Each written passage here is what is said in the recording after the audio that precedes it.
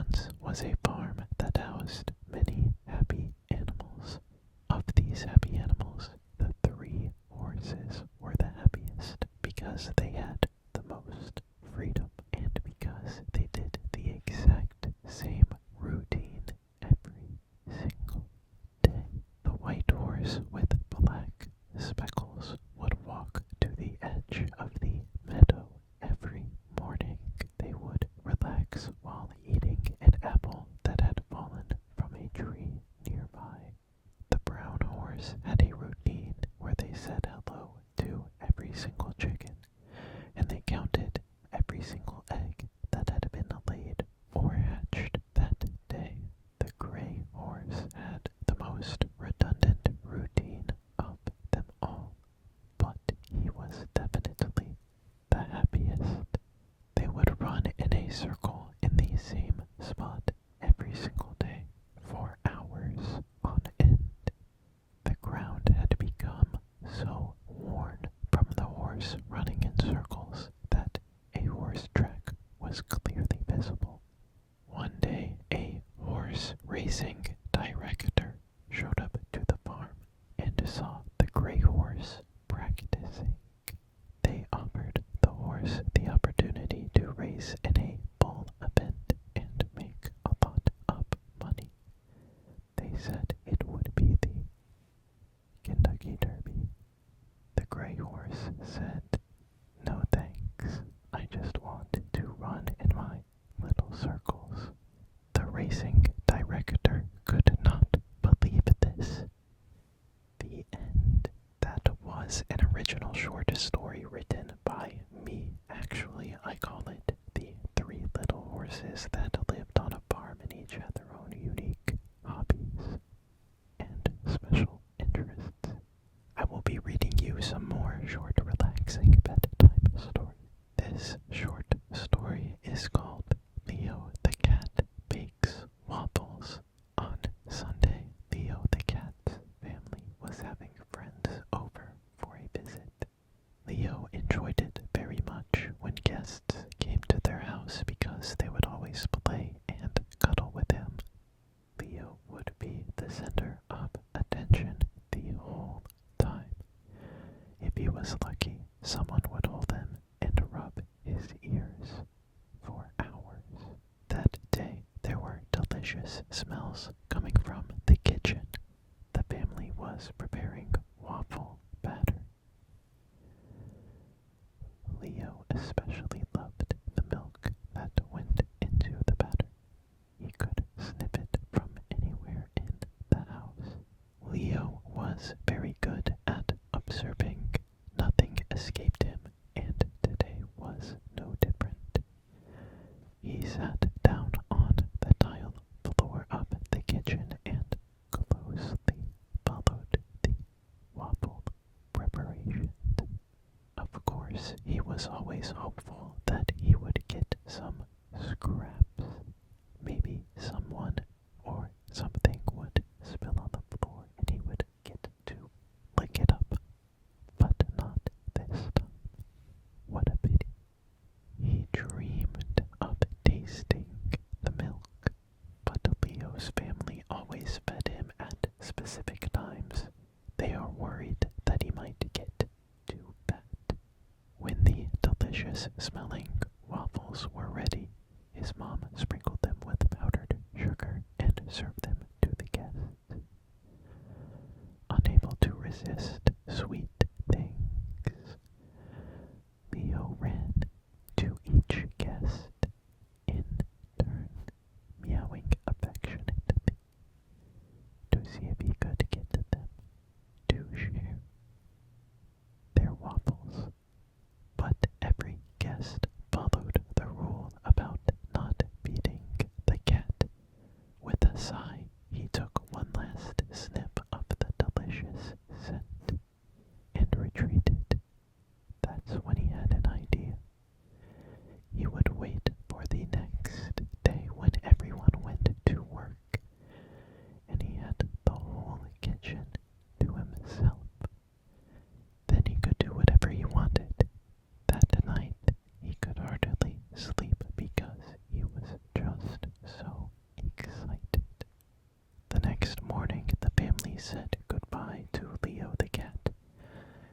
usual, his mom said, "Be a good boy, have a nice day, and we'll see you tonight." "Meow," Leo replied, like always, which meant, "Of course I will." As soon as the door closed, Leo got to work. "I'm going to have waffles of my own for once," he thought to himself. Leo grabbed an apron like his family always did and tied it around his waist. "Here we go. First, I need a bowl, but it's all the way up in the cupboard. I need a ladder," he thought to himself. "Phew, how exhausting," grumbled Leo as he gathered flour, sugar, butter, eggs, milk, and a pinch of salt. "It's a good thing I watched so closely yesterday. They make it look so easy." Fortunately, the waffle iron and mixer were still on the countertop, all clean and shiny from the day before. "Perfect," Leo thought as he started to mix in the batter. He was quite proud of his results until he noticed that the flour had dusted the entire countertop. Suddenly, his nose itched. Oh no. Achoo. Leo had sneezed so hard that dough stuck to his mustache and flour covered the floor around him. "Meow, I'll clean that up later," he thought. He grabbed the mixer and started whisking the dough. Oh my, it's splattering everywhere. Leo was covered in batter, but he was happy to lick it up and continued diligently. As he tasted the dough with his paw, he thought, "Meow, a little more sugar would be good." Leo kept tasting and adjusting until the dough was nice and sweet. Now it was time to turn on the waffle iron and cook the waffles. He scooped the batter with the ladle, but he was no longer sure how much to use. The batter spilled onto the countertop. "Never mind that," he thought to himself. "I just finished my very first waffle. It was a little bit burnt, but Leo ate it with relish." And so it went until several waffles later. The cat grabbed his belly and doubled over in pain. "Meow, all those waffles are making my tummy hurt," he whined. "I need to rest a bit before I clean up." He climbed up his cat tree with the last of his strength and lay down, but he could hardly relax.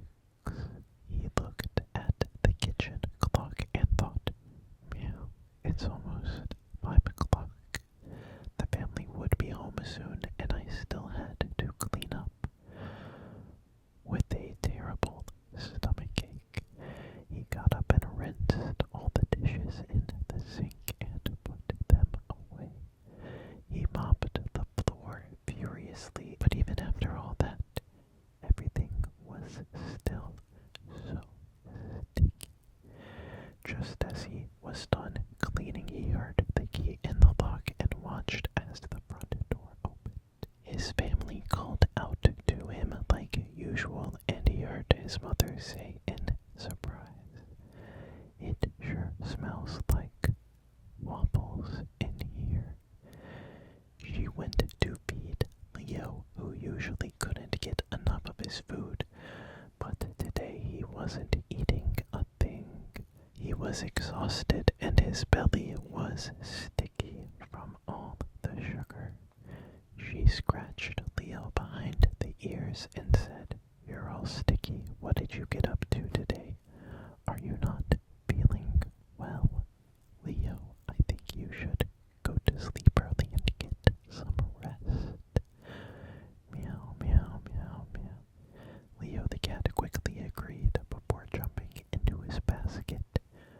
she couldn't ask him any more questions. That was close. I'll never do anything like that again, he thought as he fell asleep.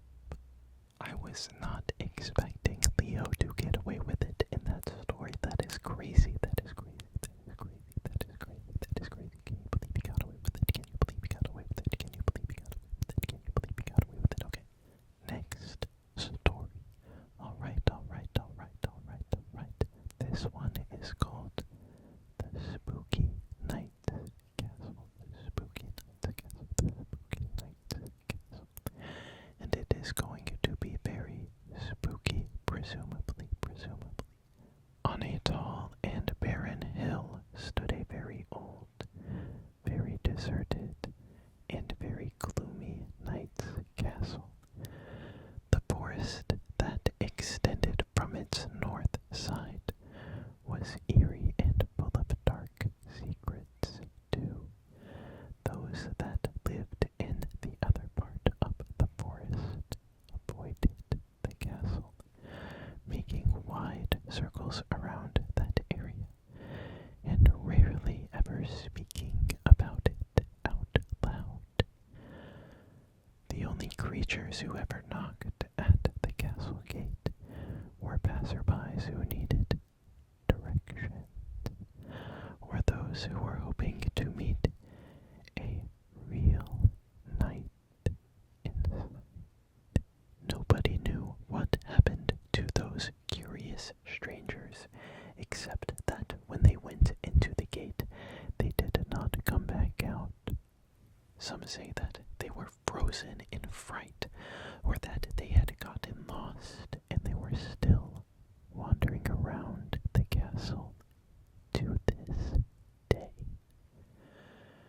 The younger forest dwellers were fascinated by these stories about this mysterious castle and listened attentively to the tales told by the older animals. Once a month, the young animals would gather around a small fire before sunset and gaze at the mighty knight's castle from afar. The darker it became, the more sinister it seemed. The oldest in this group was Carol the Owl. She had spent most of her life watching the knight's castle from the highest branch of a very large fir tree. She always hoped she'd see something exciting that she could report back to the others, but she did not dare fly over the castle after dark. Does anyone know what happened to the weasel that knocked on the gate last week? A young badger named Scott asked the group. Oh, I saw him go in, Carol began. The curious little weasel knocked once and then again. He was about to turn back when the drawbridge started to lower. I heard a deep and creepy voice say, "Come in. Who dares disturb me here?" Then the bridge was raised again, blocking my view, and after that, there was only silence. "You see," squeaked Sally the squirrel, "it must be a monster that lives in the castle, or a treacherous giant who crushes intruders with his bare hands," cried Walter the fox. Marilyn the deer, who was particularly timid, also had an opinion. "If you ask me, the ghost of King Leopold III lives there. That's what my grandmother told me." Simon the wolf, who was not afraid of anything or anyone, howled and said, "If a ghost really does live there, I would have definitely heard about it from my grandfather. He always warned me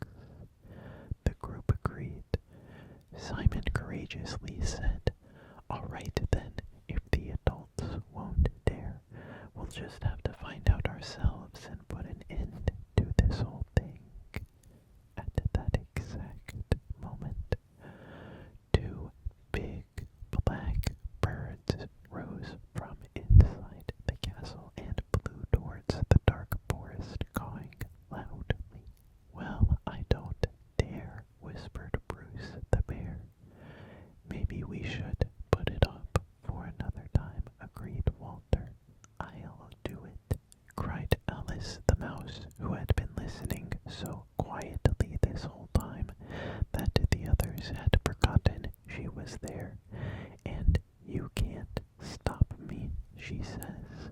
Before anyone could say anything, Alice was already in front of the huge gate, knocking as loudly as she could with her little paw. A light flickered in the highest tower of the castle, and the bridge slowly began to move with a loud creak. "We can't let Alice do this alone," said Simon, and the whole group of animals took off towards the castle. Even Carol summoned all of her courage and flew over with the others. When the group had crossed over the drawbridge, they found themselves in a gloomy courtyard filled with shadows. Torches lit up around them so that they were able to find their way. In all of their excitement, the animals forgot their fear as they moved towards the impressive castle. They walked around a big tree, and suddenly they were face to face with a mid-sized dragon. He was old and very tired looking. He told the animals that he was the last of his kind and lived in the abandoned castle along with the ravens and bats.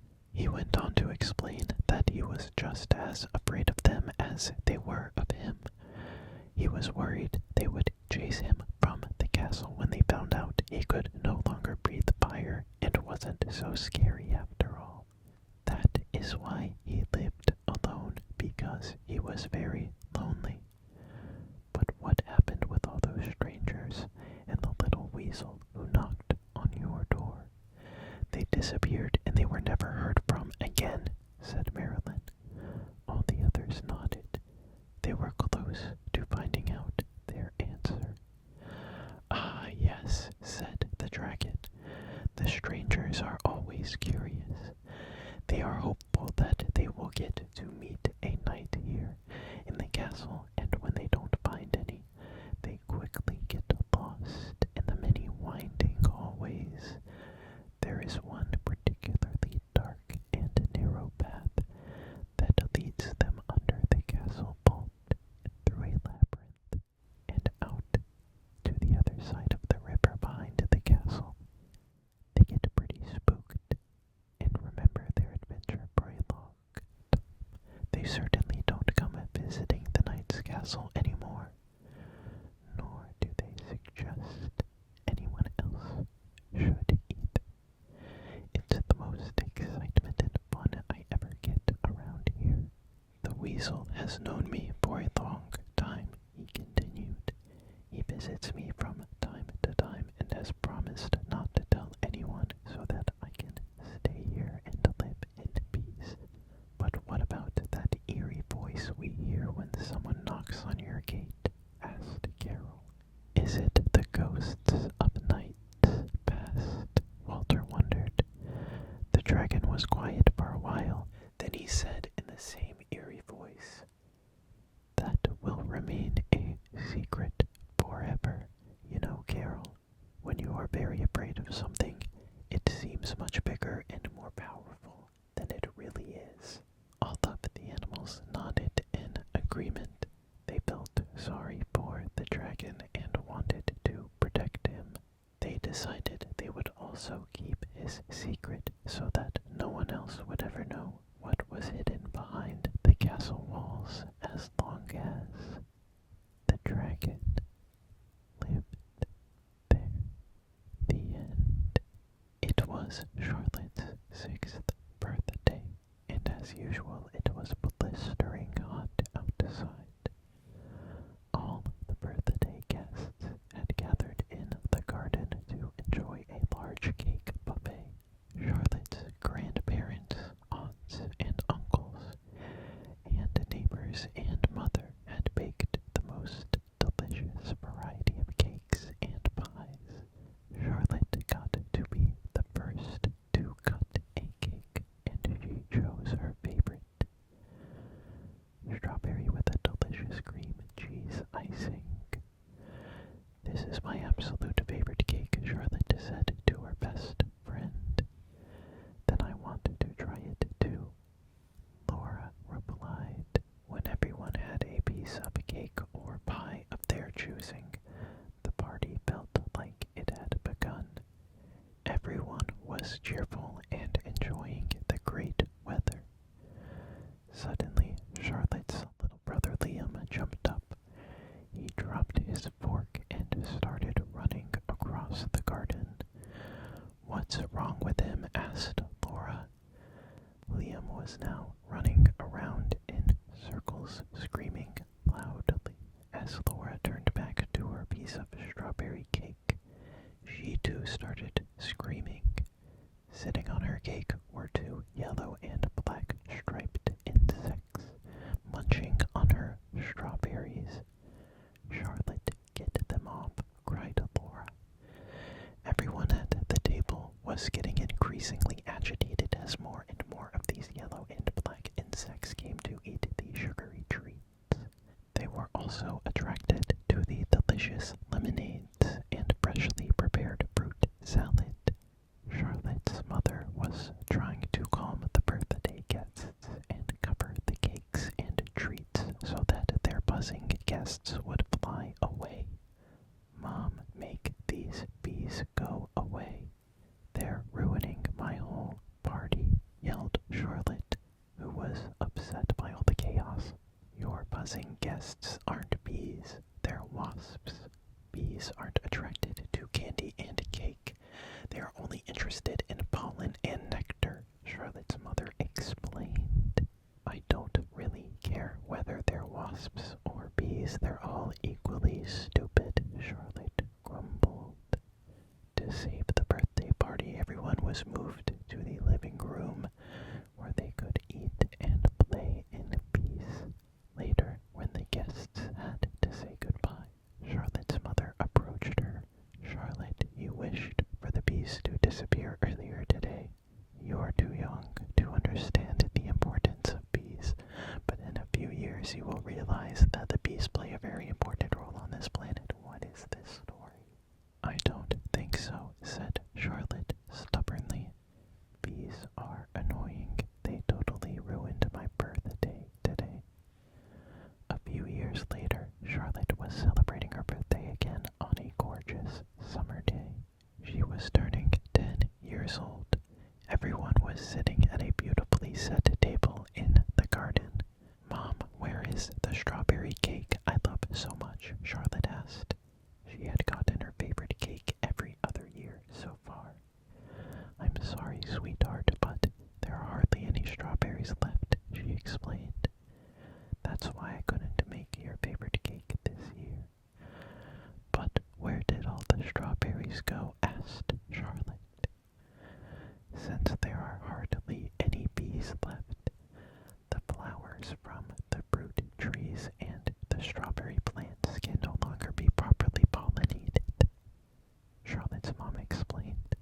"They can't be pollinated.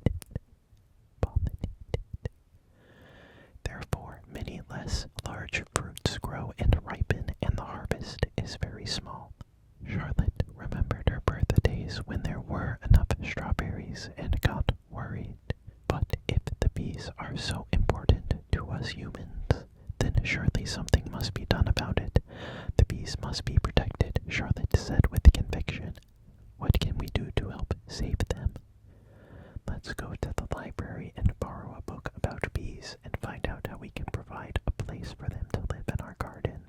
If you care about bees, you could also do a presentation about them in geography class for your classmates. Maybe your teacher will think of something else to do to prevent their extinction too." The next day, Charlotte passionately explained to her classmates about how important the little insects are to people, and that they had to work together to protect and save the bees. The end. What a bad story that one was. What was your favorite? I liked the spooky one. If I wrote the bee story, I would have made it less like, that was probably AI, if we're being honest. If we're being completely honest, that was probably AI. And like the way it like wrapped it up at the end and really like over-explained the lesson. But yeah, I liked the spooky one. They were all probably AI except for the one that I wrote at the beginning. So let me know what your favorite one was. Just let me know if you want to hear that again in the future. Okay, sound good? Alright, do you hear the landscaping in the background? No? Okay, perfect. That's perfect. I hope you have a good night. Good night, good night, good night, good night, good night, good night, good night, good night, good night, good night, good night, good night, good night. said,